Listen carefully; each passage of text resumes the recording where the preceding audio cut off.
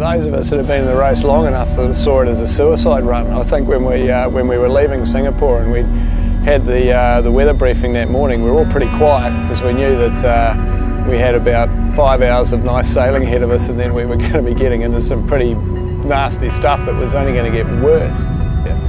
And it was some of the biggest seas I've ever seen. And we were really in survival mode. I remember looking at these super tankers. You see them when they come past, they're like floating high-rise buildings, and then you see them in those conditions, and the waves were breaking over the tops of the bridges of these ships.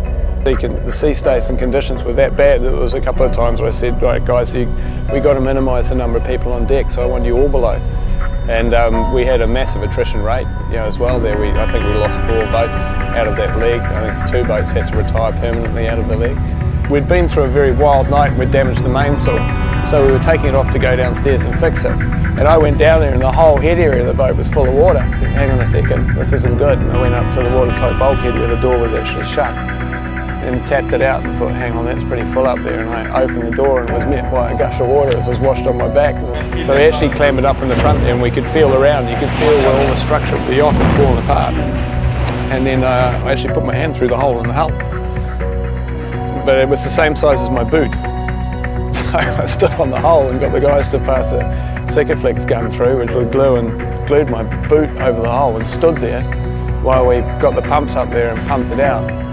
So eventually we were actually able to get all the water out of that area and get the situation under control, and then we cut the boat, various parts of the boat up to sort of build up a structure that could keep the boat, the integrity of it, as best we could, until we managed to get it back to Taiwan. And then the Taiwanese Navy came out and sat alongside us and escorted us into a harbour in the northern end of Taiwan there.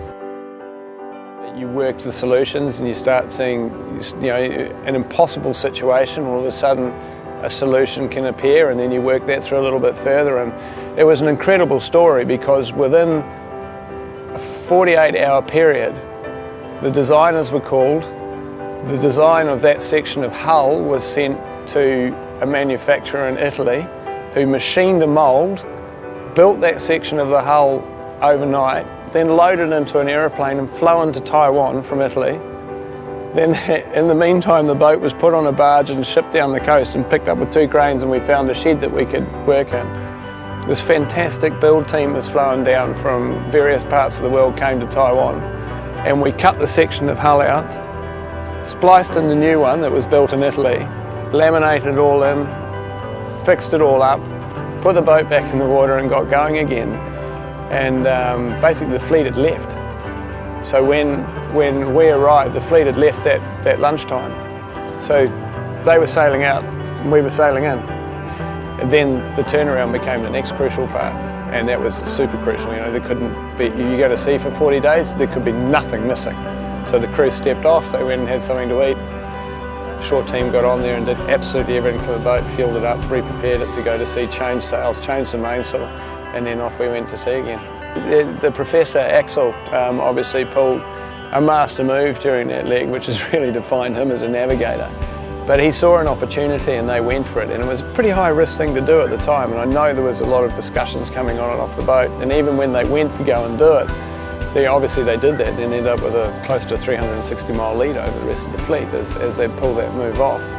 But it was also a function of coming from behind, sort of where they were. They could see this weather system in front of them, how it was going to affect the boats, and they had the window and the opportunity to go the other way.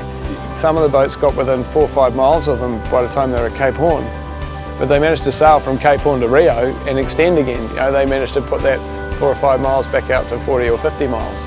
So, that was not by good luck, that was just good sailing.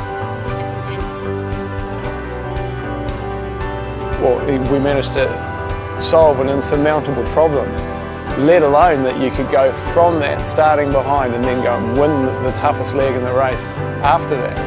So it was a pretty big time for us in that team.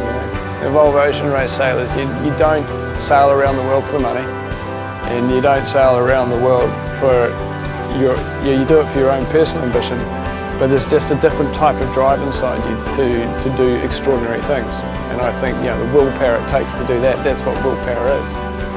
So the whole Volvo Ocean Race is just one massive, great big cooking pot of willpower. We have some very colourful people in this race.